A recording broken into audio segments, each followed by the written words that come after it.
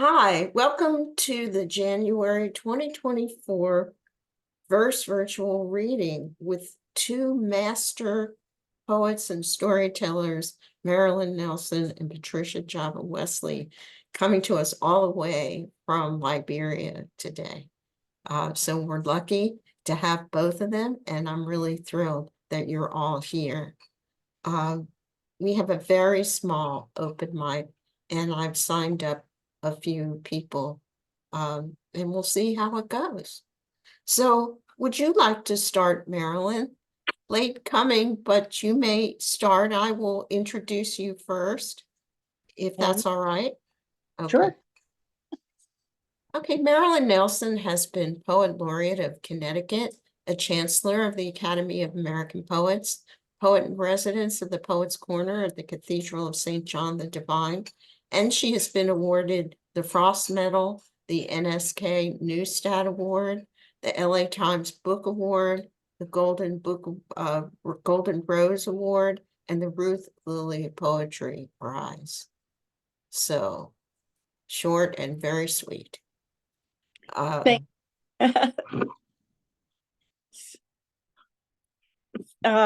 you very much. I'm pleased to be here, and I've just set my watch out so I can be careful of time, and I'm going to read 15 minutes worth of poems from a book called My Seneca Village, which came out in 2015. No, came out a while ago. I have on the wrong glasses for reading small print.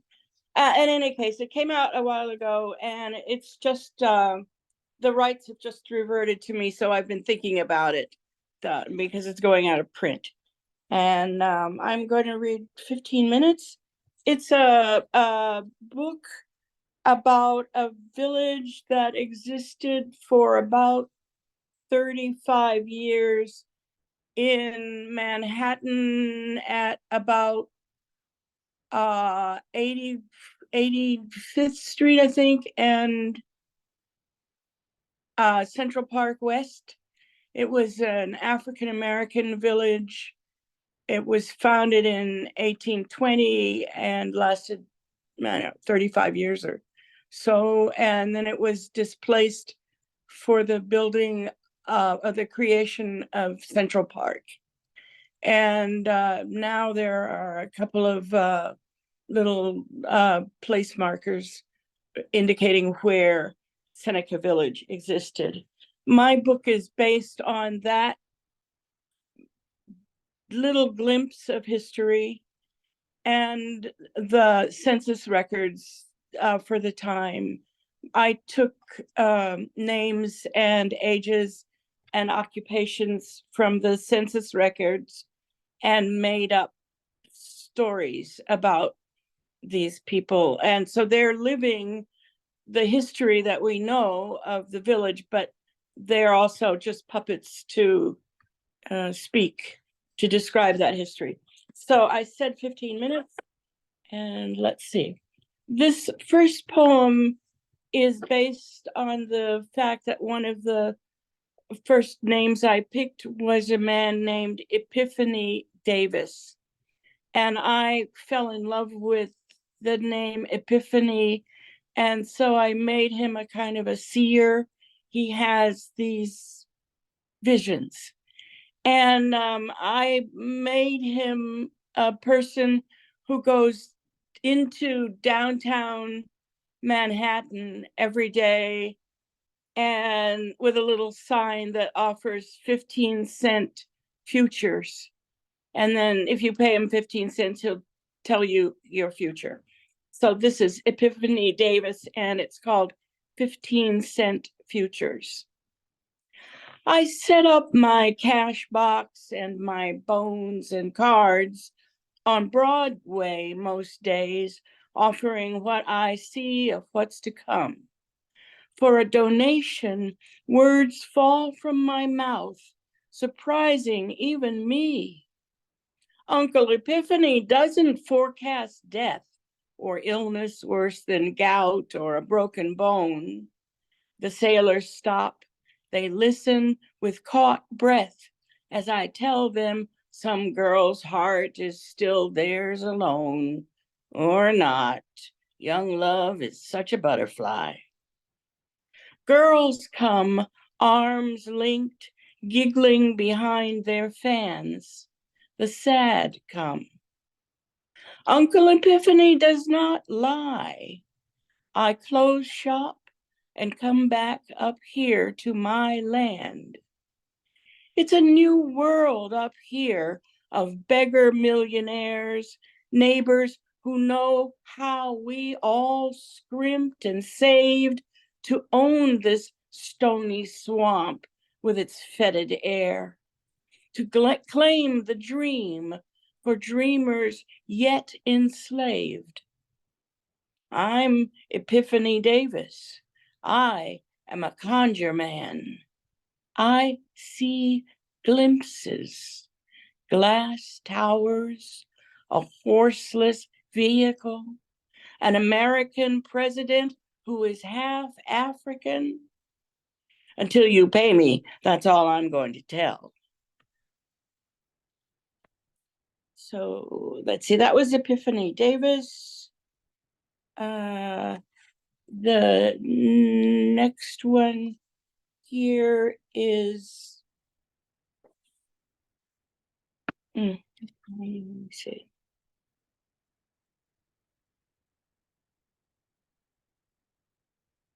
Too Light for Gravity. The speaker here was a child when the census I was using was performed. His name is Frederick Riddles, and he appears several times in my book, first as a child and then as a young man in love, and then I sent him to California. So this is the first time he appears. He's about 8. Too Light for Gravity. A blue knitted cap hides the cockles of his hair. A thick striped sweater hides him from ears to butt. His mittens match his cap, clearly mother knit. Short pants, tall socks, a down at the heels pair of ankle-high black boots. His lunch and slate are strapped together. Shooter and Aggies clink in his right front pocket. In his right rear pocket, a sling. In his cerebral cortex, a fireworks of thought. What's God, anyways? And how does God decide who's rich and who's a slave, who's white, who's black? Why don't other people think what I think? Do white people bleed a different color blood? Can something be too light for gravity? Since I was born free, do I own myself the same as Mama and Papa owned themselves? If you don't own nothing, what's the point of being free? Why don't the stars fall down? Did Adam name the numbers? How far? Frederick is late as usual. He slides into his seat, his gaze caught by the world in the window frame. Do I have time? Maybe have time for one more. And this is It's okay. Read a couple more. okay, thanks. This first one's kind of longish. I'll pick a short one for last. This is Sarah Matilda White.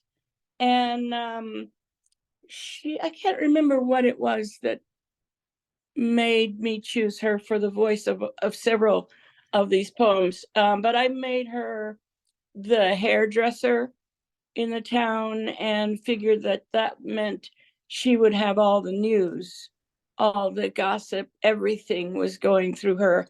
And so in this poem, which is called Skyland, she is telling the news of Nat Turner's rebellion in 1831. It's called Skyland. Again, she's a hairdresser. Elizabeth, that bump looks good on you. Don't blush, honey. Love is a joy to share. Now, what are we doing today with that mop of hair? Sit on down. I'll fetch warm water and shampoo. This week, shagbark nut oil with peppermint. Mortar and pestle and I are on a quest to find which combinations work the best, kettle by kettle of crushed oil and scent. You heard about that Jane Bolden? Such a shame. Lean back. But she was lustful to the end, acted like every man was her boyfriend. Sometimes I was tempted to call her out of her name.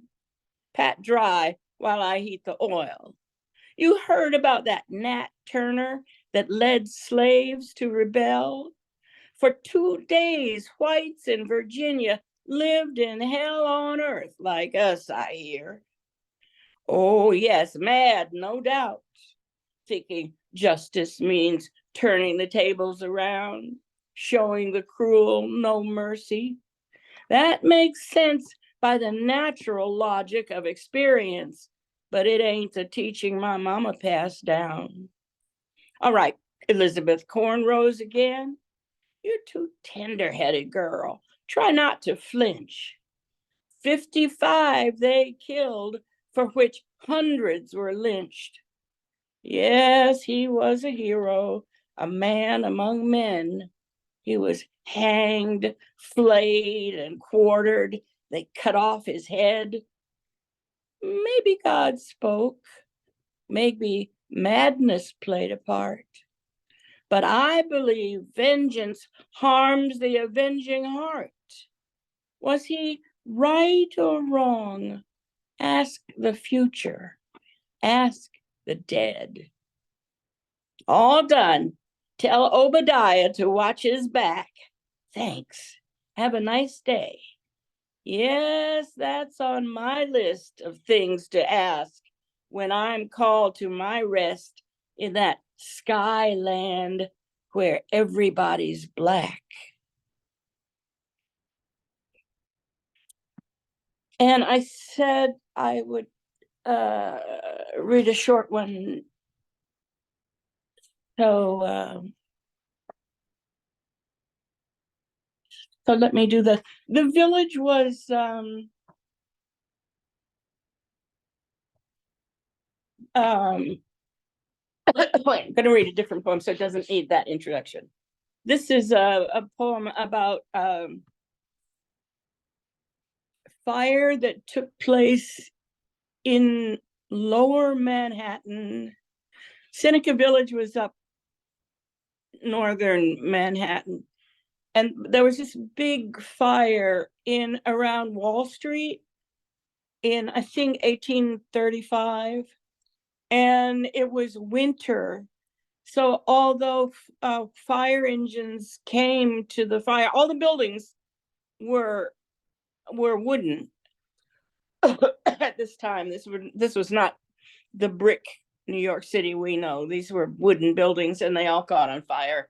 And it was winter, dead of January, and the water froze when they were pumping water from the river, but the water froze in the hoses, and they couldn't put the fire out. So people in northern Manhattan were helpless and could stand outside and see this firestorm going on just south of them. So that's what this poem describes. It's called Fire, Ice, Kiss.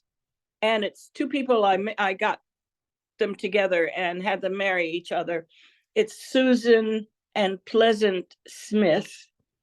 And she calls him Ples. I think I said the title of the poem is Fire, Ice, Kiss. Stomping our ice feet, we shivered in layered shawls, kerchiefs, and coats, shoulders hunched to our ears. The night sky glowed red with reflected fire. Wind whirls brought snatches of faraway clangs and calls. Some people prayed or blew into mittened fists. Some said it serves them fat cats right and laughed. They danced with bitter joy on the snowdrifts, spectators of distant apocalypse. Drawing me into a puffy embrace, Ples said, "Hell's furnace for men who catch fugitive slaves. Are there 20 righteous people down there to save?" He pulled me close. "Come here, sweet pillar of ice." Okay, thank you. I'm going to turn my mic off.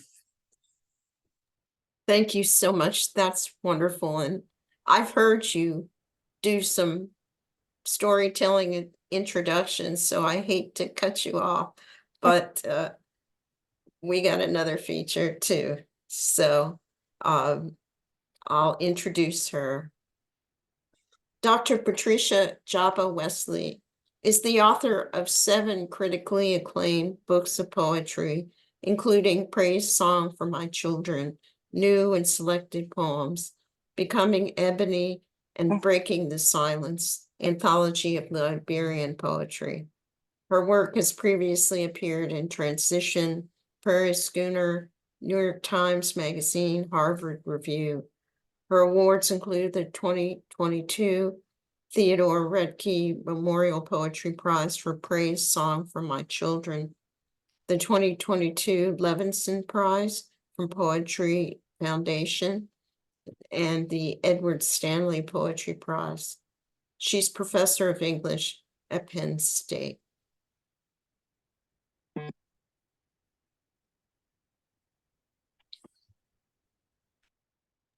Go ahead.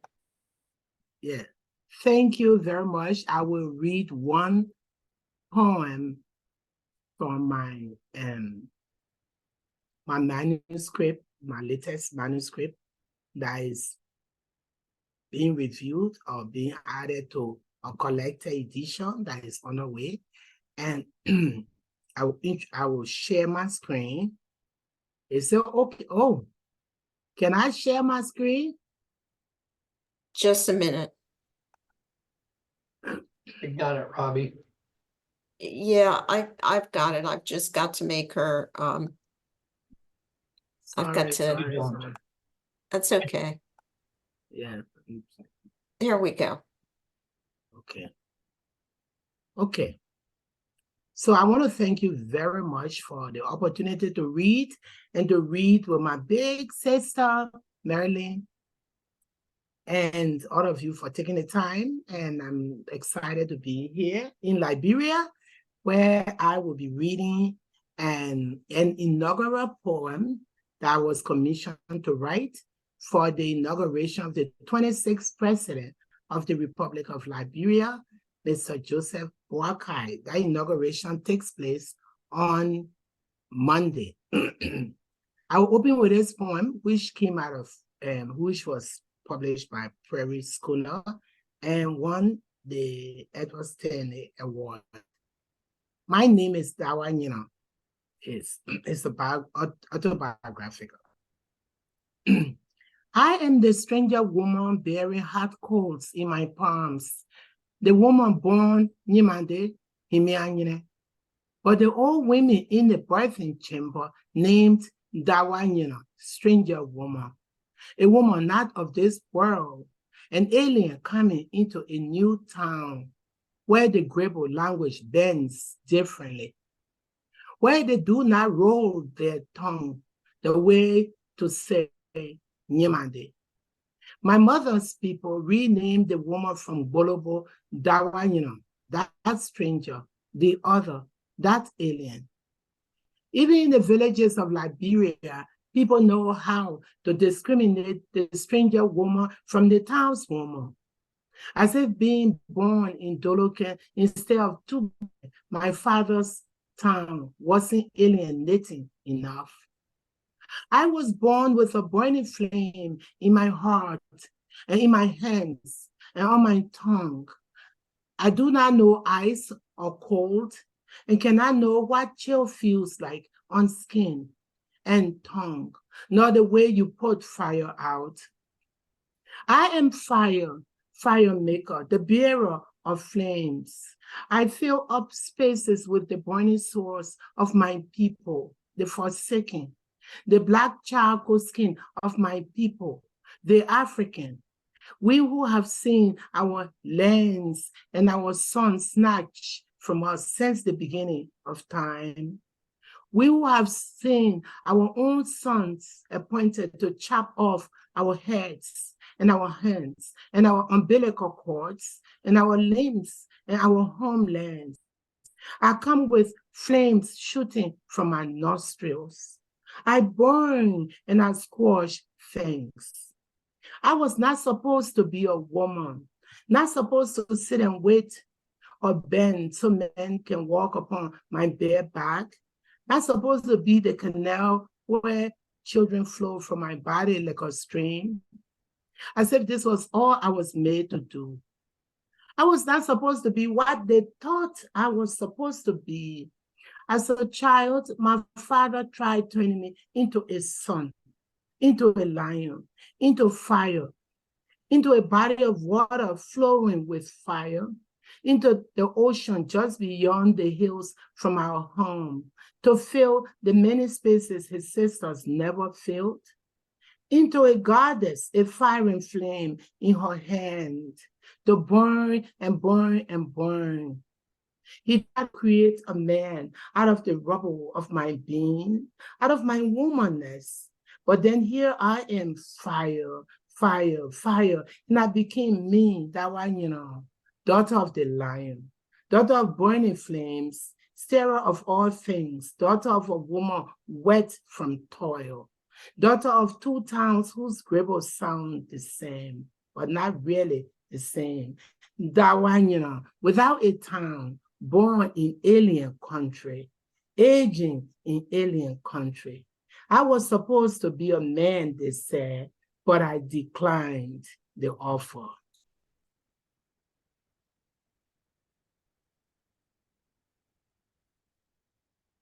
Okay, I will read something. And I have a poem. Okay, I'm gonna be everything else I'll be reading with from Praise Song for My Children.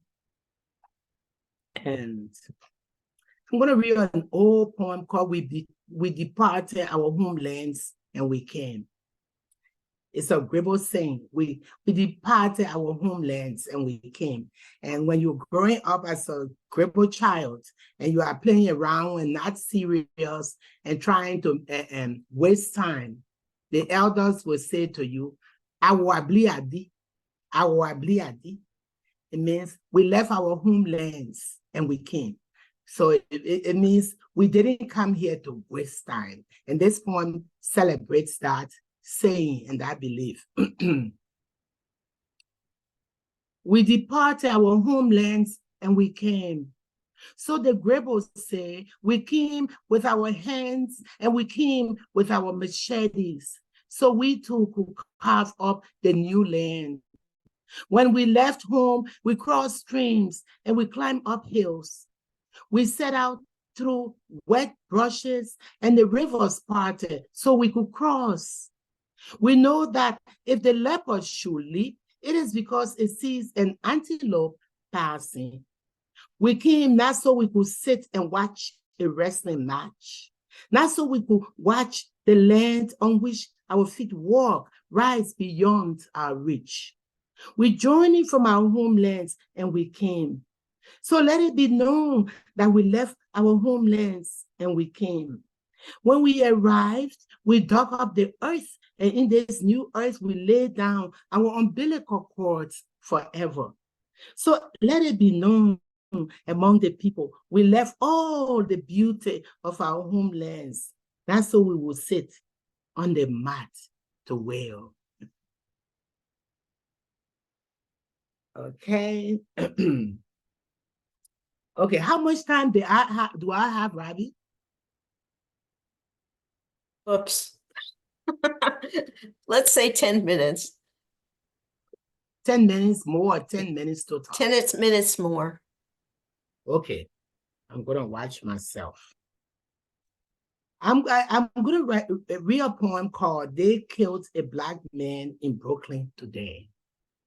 One of the realities of being an African immigrant in America is to be dulled to the experiences of our sisters and brothers whose ancestors went through slavery. And we do not know firsthand what it means to come from that historical context. We know colonialism. We know how the white people came to Africa from us and colonized us and gave us dictators. And for centuries, how we still struggle from that kind of colonialism. And so when we get to America, it takes a while for us to realize there is something called racism. So somebody will actually treat us terribly because we're Black, and will take a moment before it clicks. And sometimes my white friends would say, "Did you see that? That was racism." I was like, "Really? You're just a bad person." It took me 10 years to wake up to racism. And then I had sons. My sons grew up, and I always had sons, but then they grew up, and then it hit me harder. And then one day I was watching TV, and this happened. They just killed a Black young man who was walking, a Down syndrome guy holding a rod he picked up feet, and they told him to put it down, and they killed him. But before that, I didn't know why it was. So my son had just moved to Brooklyn and where it happened was his neighborhood. So I panicked. And after which I wrote this poem. They killed a Black man in Brooklyn today. A dirge for our sons. A policeman has just killed a Black man in Brooklyn. Today, another Black man shot and killed. In America, where we must stop our car so a squirrel can cross a busy highway. But another policeman in America has just killed another one of our sons in Brooklyn. When my phone alerts me, I feel my belly button turning hot. My legs buckled, and I could feel my own fingers trembling around the curves of my phone. Suddenly, I forgot my son's number. I forgot the way to call my own son in Brooklyn. My mind tells me it cannot recall how to push the buttons so my Brooklyn Black son can assure me that he is not dead. To be a Black woman is to be a woman ready to mourn.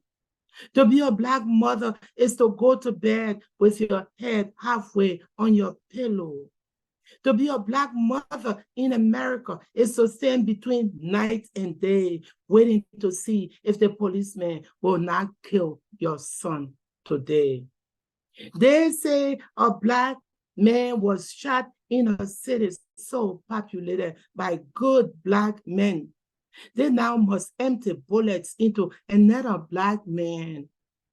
They say a policeman in Brooklyn has decided to shoot a man because there was a suspect on the run, or because he was holding up something, or because he was taking something out of his own pocket, or because he was just a Black man.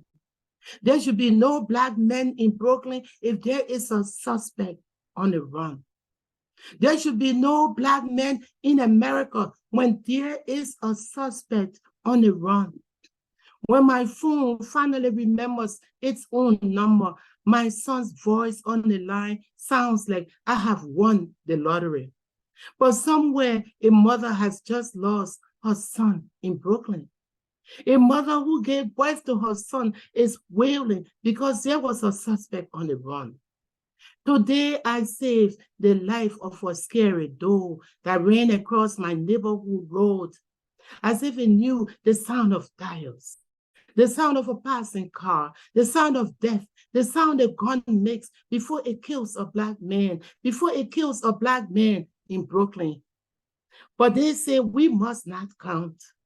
And they say we do not count. One Black man was killed today in Brooklyn, but on TV, there is no news. There is no news of the Black man killed in Brooklyn. On TV, white people are talking about white people. But somewhere all over America, a Black man will be shot the way a Black man was shot in Brooklyn. On TV, white people are talking about white problems. Why a Black man swallows a bullet. Why a bullet swallows the life of a Black man in America. I will read my last poem. I hope I have time, and then I'll be done. And should I read a short one or a regular one? I don't want to keep you. Just read a regular one. Okay. I'm going to read Praise Song for My Children, the title poem of the book. This book is dedicated to dozens and dozens of children all over the world, from China to America. Even my Altoona little white students, they're in this book. The kids who call me mama. Sometimes a student from Altoona, where Altoona would say, "Mommy, I'll do my work. Don't stop talking." And those are the kids that stick with me when I write. And so I dedicated this book to at least, I think, 150 or more students and kids or young people. And my daughter was jealous. She said that was wrong. That was inappropriate. Praise song for my children. Let me be your mommy water, your river G crossing you into old Grable country. Is written in the African style and rhythm. After the hills gave way, after the truck slides through mud and rocks, through dangerous muddy ditches, along Swedru's lost forests, in search of our fathers' homelands. Let me be your mama Africa, your mama that grew out of old streams of old rivers, from Kelebo to Kalokin, all the way to Tubakin, where after so long, only small roosters remain in a town that used to be ours. Let me come to you, I dawn, my children, my calabash wet from the early dawn's water fetching run, my lapa wet from the brush, from the cry of old pepper birds, the owls howling, from the old footpaths lost to the wanderer's feet. Let me come to you bearing tears on my face after the war, after the villages have crumbled under the weight of great hate. Let me be your landfill, your garbage dump, the one only who could carry you in her young, supple womb, carry you with my youth, carry you even though Liberia was losing herself. And from afar, we could see the oncoming smoke of war. Let me come to you bearing palm branches that wither too quickly in the heat of March. Here, take from my hands and drink, my child. One by one, take and drink. After the afterbirths have parched hard in the soil where we did not bury them. After our feet have become parched from running. After our way back home has been burned by war. Let me be your mommy, your mama rising out of the wild ocean tide. Let me be your consolation that the land I gave to you is dying. I am becoming an old woman now, my sons. I am becoming my mother and her mother's mother. I am becoming the ghosts of my mothers. I am becoming bow-legged. I am becoming fire and rain. I am becoming Sibo. I am becoming the water bearer. I am becoming the calabash that was not shattered in the shattering. Let me sing to you, my daughters, you have never seen where we come from. You will never know your mother's tongue. You have become the metaphor of lost warriors who were captured by war. Let me be your songwriter, the song sing, the dirge you do not know how to sing. Let me wrap around you my lapa that has been lost in the storm. Let me lay down all my lapas for you to walk on. My blood-soiled lapas from the war. Let me come to you, my daughters, when the sun becomes yellow and then red, when it seems the sun is falling upon us. Let me come to you carrying the moon in my warm palms. Let me be your Mami Wata, your warm mama rising out of the waves of war. Let me be your road map home. Let us walk together homeward where the ocean roars in peace and in war, the rising tides along like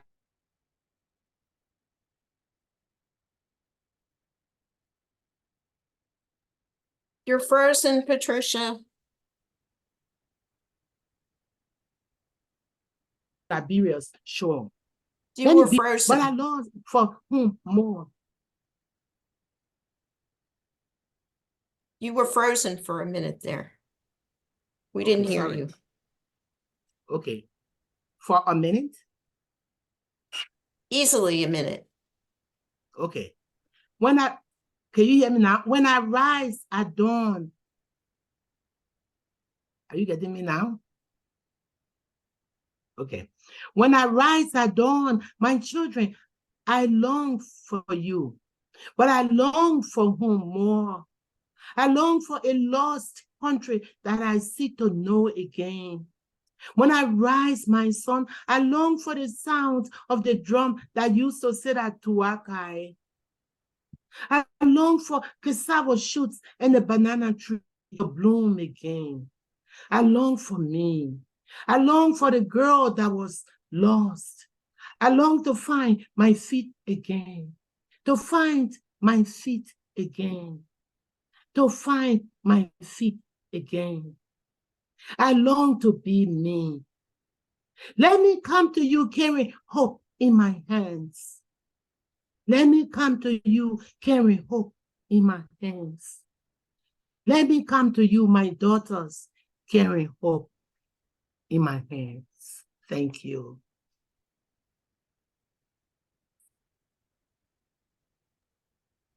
Patricia, I wish that I could listen to you all day long. And I know that all of us feel that way. But I can't. So that'll mean you'll have to come back another time to one of my series and read for longer. But thank you so much for joining us, for both of you. And you're so wonderful and you inspire us so much. Thank you. Thank you so much. Thank you, everybody. Marjorie, thank you. Hang on, because there's an open mic coming. Okay. It's a short open mic and it's got some wonderful poets on it. We're going to Yeah, start I'm with broke. Rosemary coming to us from Peru. Okay, here we go. 2 poems, no? 2 poems or 5 Yeah. minutes. Okay, both of these poems I'm reading, or I'm about to read, are from my new book, Live Stuff. I have no idea whether you can see it. Sorta. Well, You can put a link on when you get off. yeah, there we go. Just that's more or less what it looks like. Okay. And this is the first one in the book. The book is about getting old and basically reflecting on that fact. Embers. I live in the embers of fires that once were fierce. White, gold, red, amber conflagration. Youth needs must, no prisoners, no forethought, no consequences considered. torching what came near enough, and the Iceman, a chimera, whispered about by shivering old women, no longer strong enough to hold the flames. I have felt his breath in the shadows. Last night he held my hand, sightless, unforgiving. And the next one is a recollection from my childhood. Advent. During the war, we made a wreath with fresh pine twigs, 4 candles. We always had candles because the lights failed often. A power station bombed, perhaps, you never knew. For the Advent wreath, we needed fat red ones, but the white ones would do. And I was allowed to light each one on every Advent Sunday until there were 4, and Christmas was only a second away. I had an old Advent calendar from before I was even born. Some of the little paper doors had already given in to use. I knew the pictures behind them by heart, and yet looked forward to seeing them again. Old friends, a promise of wonders to come. And there was little baby Jesus and his mom, and the donkeys, camels, sheep, and the shepherds, and the star. My uncle had whittled a little crib for me. One day, the miracle became a story like any other. Thank you. Rose has so many books that have come out recently. Perhaps she could put a link in and you can investigate. We can't hear you now. What I will do is I put a link to all my books, because there's an Amazon link. When you put in the name of the author, they all come up. So that makes it easy. Okay. Thanks. And then you can buy them all and make me rich. That chance. Thank you. Mary? Okay. I only have one book that just came out a couple of months ago in November, and the name of it is How to Become Invisible. I'll read 2 poems from there. First one is Ghost. I have survived myself, living on as a relic of my own acts. Such ghosts are lonely. They talk to themselves and rearrange the furniture all day long. They can't remember what it was like to be alive, but they know they have lost everything that matters. The living dislike ghosts. They are too chilly and uncomfortable with their burdens of penance and regret, their oppressive need to seem alive, their eager hands twisting and holding onto nothing. Resurrection is beyond me. I can't bridge that sudden dark that separates us from ourselves and each other. Final is the word of God, who does not need us to be complete. Okay. And the second one is called Crow Song. It's too late to cooperate or pretend I agree with my own embarrassment. An old crow who steals shiny things just because I like their broken shapes. The lines of fracture making sense of what they wanted most, of how they failed.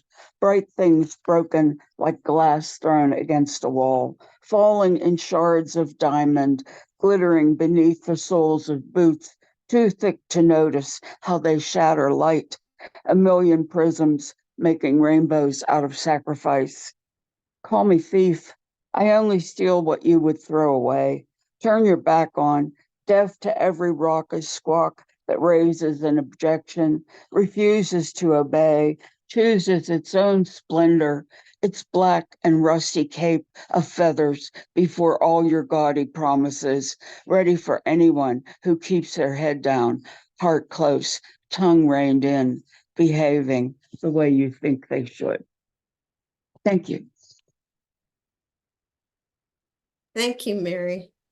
Our next reader is Victoria Twomey. Hi, I'm going to read 2 poems from my book, Glimpse. The first one is, well, this is not from my book, Glimpse, actually.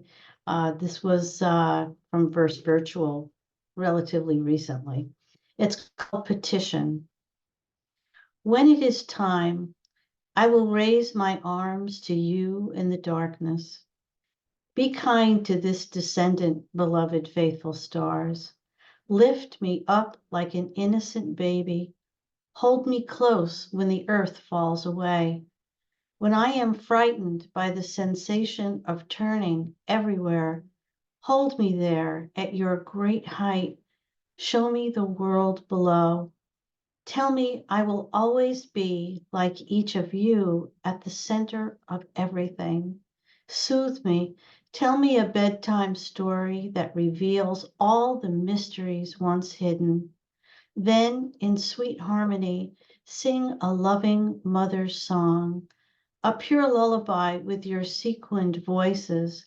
Sway me to that silent place where all is invisible but for your everlasting light.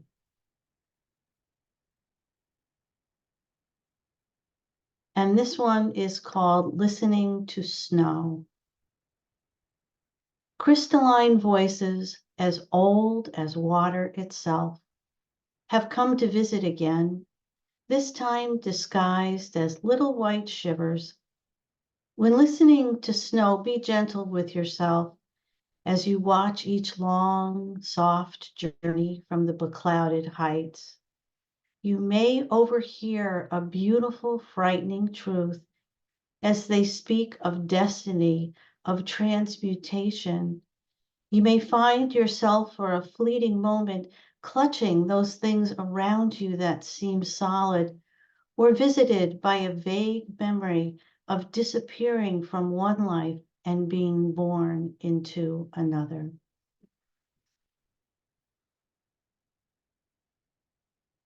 Thank Thank you. Our next reader is Wendy, who hasn't read at this reading before, but I welcome her. No, thanks, Robbi. Thanks for having this reading. It's just really riveting poetry. We have readings every month, and I can't say they're all like this one, but many of them are wonderful, most of them. So Okay. please do come. Thank you. Okay, I'm going to read 2 poems to my husband who's fading away. Jonathan, lost but to song. Can I reach you anymore? You rarely say a word, but let me strike your favorite score and suddenly you'll be heard singing with a voice so strong, so sure, so loud, so clear as though your former self, long gone, were truly, wholly here. And will you sing when winter's furs rattle the window pane? Still sing when February stirs the maple sap again? If you were to endure the while, to meet another spring, I will be here to catch your smile and wait to hear you sing. And this one is a little more recently, and it's called Requiem. Sad little face, sad little faces looking up at me. I kiss your lips, but can't erase your longing to be free, free from the torment your eyes trace of life's last cruelty. It cannot be. No, it must be. The man I knew is gone. Still, we meet here in elegy who met in love so long, catching your soul's epiphany in the cadence of a song. For you are dead. No, you're not dead, for still you linger on, a limbo life and death instead, macabre marathon, and you will languish in your bed until you're truly gone. Now, as I kiss your cheek, you wake and turn to look at me, And for a moment, I mistake the visage that I see, that squinting grimace that you make. It's how you used to be. And I am living with a ghost, your shadow hovers near, and all that we've already lost is all we hold most dear. And what I'm longing for the most is what I mostly fear. So I bear witness to your strain, your grim, prolonged decline. As hours drift into weeks again, I hold your hand in mine. But as hours drift into weeks again, and I bend to kiss your lips again, your shadow is sealed in love's refrain, as if in amber resin. Thank you so much for joining us. Those were very moving. Thank you, Robbi. Our next reader is Marjorie Maddox. Well, I guess this poem is for you, Wendy, in many ways, and also for Marilyn, because Marilyn judged it a finalist in the Poetry by the Sea contest a number of years ago. And so then I'll read another short poem after this. This is about my mother's beginning stages of dementia a few years ago. Dusk. The way the clouds hang low, it could be noon or late fall. She doesn't know the season or the time. In her mind, the days make room for meals, for bathroom trips. No reason to remember where, why. She knows someone will arrive to take her there, will prepare the necessary plans, will know the when of her leaving, the coat she'll need to wear to brace herself from cold. Perhaps it's snow that filters out the light. Perhaps it's dusk, the long chill drawing close. And yet she hopes it's spring, late day, the world's worries hushed as she slips now towards sleep. Always the gray darkens to night. She does not know the day. And then on a more hopeful note and looking towards warmer weather, a very short one called Fly a Kite Day, which is June 15th. In the wind is the curl of her grandma's gray, is the twirl of her mother's spin, is the sway of a willow's green, while no longer tethered, the girl swings into a sky papered with kites. See how the bright diamonds, both flimsy and strong, dip into dreams she shares with them, women she knew only as passing breeze. Still she rises on their breath, hovers on their stories. It is the same air, and she is not the hand or the string, but with them a kaleidoscope of kites, high in the sky and soaring. Thank you. Beautiful. Thank you, Marjorie. Our next reader is Dick Westheimer.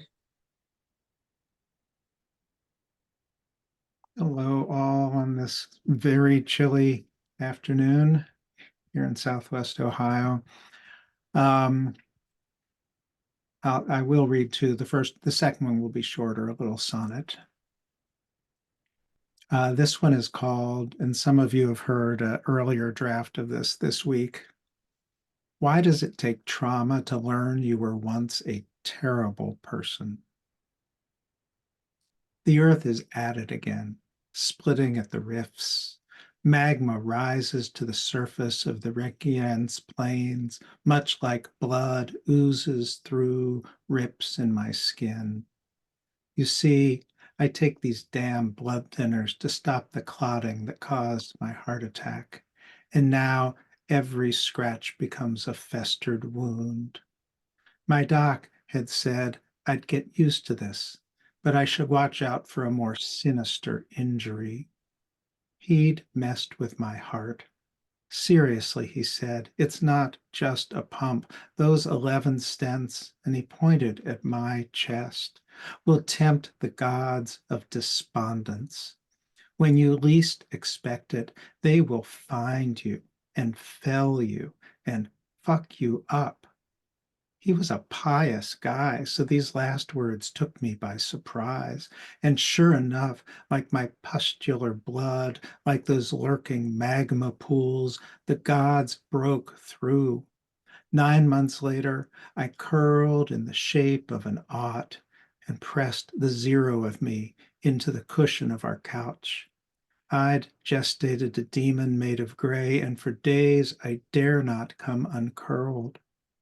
My wife sat with me like she knew what I was going through. She never said, just get yourself up, it's all in your attitude. She never told me to smile so I'd feel better, like her husband before this had often said to her. And this next one, a little rhyming sonnet. Why should I be more certain of love than cosmologists are about the origins of time? I have leaned on cosmology long enough, mistaken light sent from the cosmic dawn as having something profound to say of love, as if those photons stopped right here, not gone into empty space where they say nothing other than the throb and hum some hear when tired and alone and unable to stop rushing from what troubles them most. Here's what's weird. No one knows what's going on. The cosmologists are as confused as they are certain. The light they see is a mystery, much like my beloved's kisses, sometimes wet and full-lipped, sometimes tight as a fist, and I don't know why. Have I sprung some darkness from the universe from when it was young? Thank you all. Thank you so much, Dick. Our next reader, next to last reader, is Marc Petrie. Thank you, Robbi. Dick, that first poem really hit home for me because Monday will be the first anniversary of me having heart failure. And that poem was incredibly powerful. And more importantly, my heart goes out to you. I hope you stay healthy. This poem is called Surrender of the Dutch at Breda, and it's based on a painting by Velasquez, and any appearance to current events is, of course, way off. In the 80 Years' War, the siege at Breda occurred following the 12-year truce at the beginning of the 30 Years' War. In Velasquez's painting, the gallant Justin of Nassau hands the key to the city to the gracious General Spinola, who is surrounded by picadors. Their clean white lances, devoid of blood, gleam in the sun. Though history records 10,000 Dutch perished and only 600 of the 7,000 English mercenaries survived. History mentions neither women raped, nor children murdered, nor civilians starved, all unimportant byproducts of the Protestant and Catholic empires jockeying to control a piece of lowland. You'd think two brother religions could resolve their differences amicably. The fighting continued another 27 years. Velasquez heard of Spinola's military skill, accompanying him to Genoa. The painting honors his skill and gracious conduct as the war continued. The portrait failed to stop the fighting, though. It was inevitable that both Spanish and Dutch aristocrats would emerge victorious, while peons and peasants perished in the plague. The Spanish master portrayed neither mother nor child, a modern warfare convention.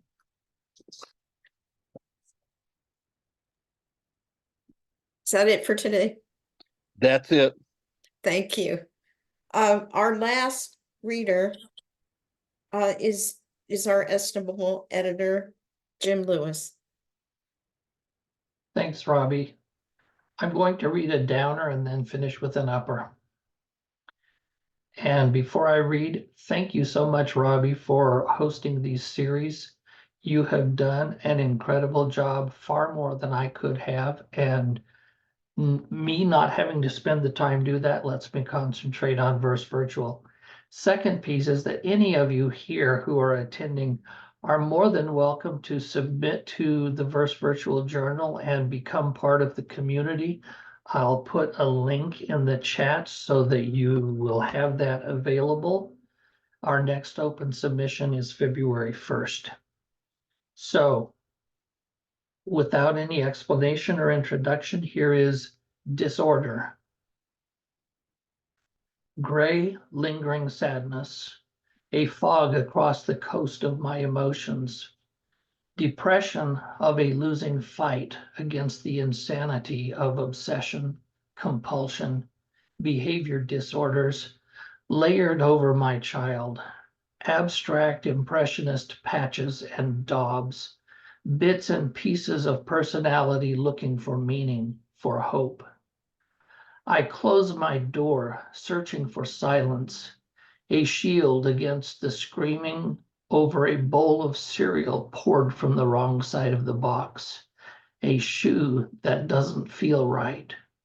Nature's joke on me, 2 children of 5, captured in their own hell, looking out at mine and asking, why? And then something much more image focused. This is absolutely an image poem. It's called Sudden Dark. Blue leaves from a gray sky falling, calling, come play in our shadows, come. Dance in orchestral autumn winds, winding down and ever down. Gray leaves on the green grass lying, lying. We will stay the storm out, stay, and be a cover over and above you, sheltering. White leaves on the red bricks singing, singing, helter-skelter, scatter us away, scatter, run with us along the walk until the final sunbeams slip down to sudden dark.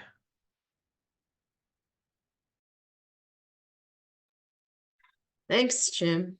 I can read one poem if that's okay. All right. This one's going to be in One Art in a few days. It's very short. It's called My Mother's Purse. Cleaning out her bedroom closet before I sold the house, I discovered it in a graveyard of old purses, stocked with ticket stubs and subway tokens, a pair of yellow leather gloves. Capacious as the womb that housed me, wallet bulging, dispensary of coins and folded bills, condiments and sweets, both hospital and supermarket. It weighed her shoulder down. Soon it will join her gold teeth, comb, all that will mean nothing once I'm gone.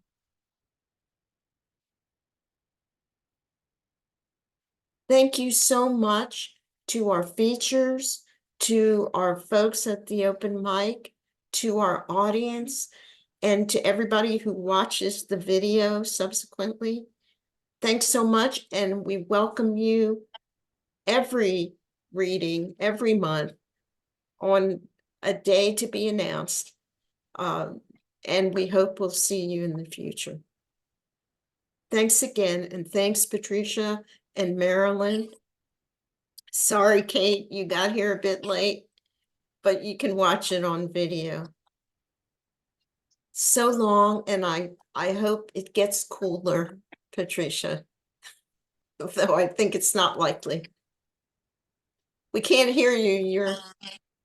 You're muted. No, this is the worst time of year to come between January and March, the hottest time. And it gets a little better in the rain season, which is from April to, no, it's hot. Yeah. Because it's summer there, right?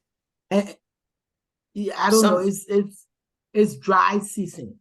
And the dry season it's 6 months a year for dry season.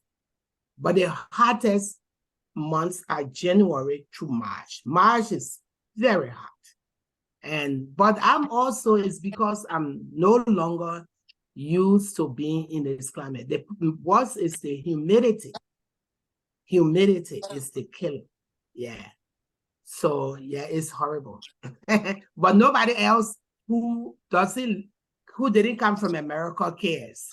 They're like, what are you talking about? It's okay. Well, I've Thank cut you off so the much, guys. recording. Yeah. Thank you. Yeah. And I've cut off the you. recording. You can chat and say hi and bye Yeah. but thank you everyone for being here. And Thank you. that was really a wonderful reading and my hair's standing on end. So I can go off Thank you, and guys. write something. Yeah. How do you Thanks. find these wonderful, wonderful featured readers? I mean, this was an amazing